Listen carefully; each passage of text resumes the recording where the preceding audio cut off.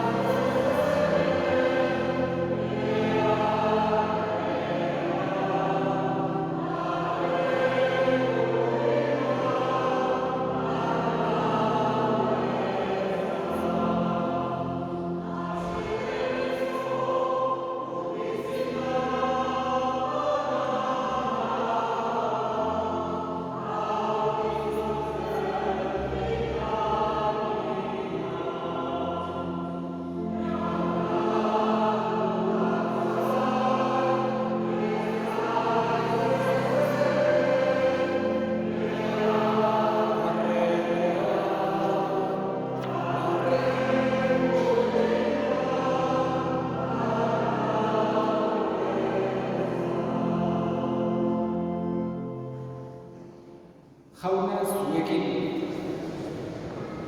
Jesu Kristoen ebangelioa San Lukasen liburutik. Eguerdi aldea zen, eta ilundu egin zuen gurbira osoan 3 arte. Eguzki ezkutatu zen, eta santutegiko oihala erdiz erdi urratu zen. Jesusek deadar handiz esan zuen, aita, zure eskuetan uzten dut nire espiritua. eta hau esanik azken arnasa eman zuen.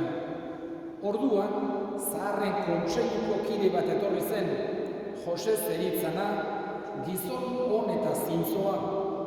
Pilato gana aurkeztu eta Jesusen gorpua eskatu zion. Jesus gurutzetik eraitsirik, izara batean bildu eta arkaitzean zuraturiko eta lehen inor ehortzi gabeko hilobian ipini zuen. Jaunak esana.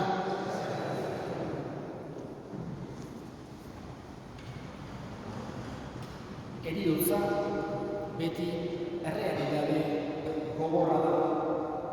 Beti errealitate mingarria da. Halako separazioa delako. Baina aldi berean gauza jakina da. Lehen edo beranduko denok hilko gerala.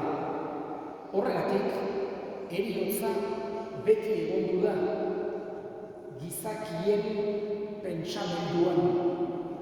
Modu ezberdinetara, esan genezake historian zehar pentsatu izan duela heriotzaren inguruan eta batez ere heriotzaren ondoren datorrenaren inguruan.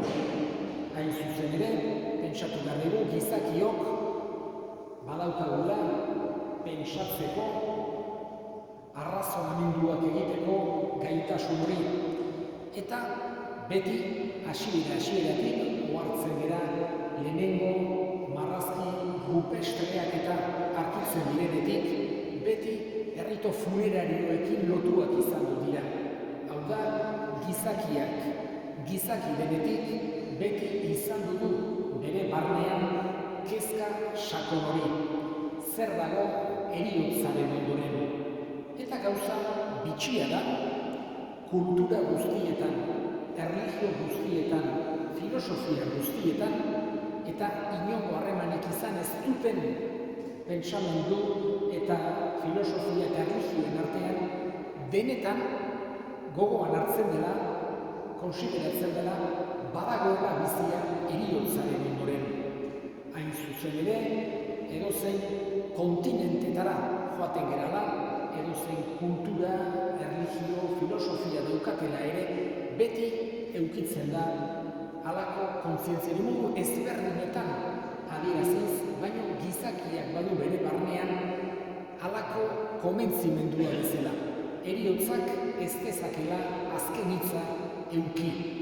Horregatik, heriotza eustura handia den arren eta beti mingarria den arren, gizakiak beti dauka halako esan genezake herrika nola euki dezakegun tratua gure hildakoekin ere. Jesusek heriotzaren inguruan baita ere horixe gogorazten digu. Heriotzak ez duela azken hitza. Ez dela dena heriotzarekin bukatzen. Alde batetik gure arima jangoikoaren ganadikoa dago. Beste aldetik baita ere Jesusek esan digu, eta hori kristautasunean bakarrakitzen dugu, azken egunean piztuko gerala. Eta bestetik Jesusek ere gogorazten dugu gure hildakoekiko harremana ez dela heriotzarekin bukatzen, aldatzen baizik. Horregatik nahi du Jesusek konsiderazio horrek min guztiaren erdian eta sufrimendu guztiaren erdian itxaropena eman dezaigula. Itxaropen hori izan dezagula. Batez ere gogoan izanik jangoikoa ona eta errukitsua dela. Eta gure esperoan dagoela betireko zoriontasun hori eman nahi digulako. Hoixe da Jesusek evangelioan behin eta berriz garbi aski errepikatzen digun errealitatea. Heriotzaren inguruan ere ezinbestekoa dugu solidaritatea. Kristauok elkarri laguntzea, momentu zaila delako, momentu gogorra delako, behar dugu batzuk besteengandik gertu egon elkarri laguntzeko gure presentziarekin, gure orazioekin, gure keinuekin, albaldin bada ere gure hitzekin. Gaurkoan, Ana Mari desberitzera hemen elkartu gara. Lehenengo irakurgaian entzun dugun bezala, Kristorengan hilda eta gure esperantza da berarengan ere biziko dela. Hoxe eskatzen diogu Jaungoiko onari. Berak, bere bizian egindako lan guztia, bere familiaren alde, herriaren alde egindako guztia, Jaungoikoak saritu dezaiola. Eman dezaiola atsedena, eman dezaiola zoriontasuna, eta berak handik egin dezala gure alde.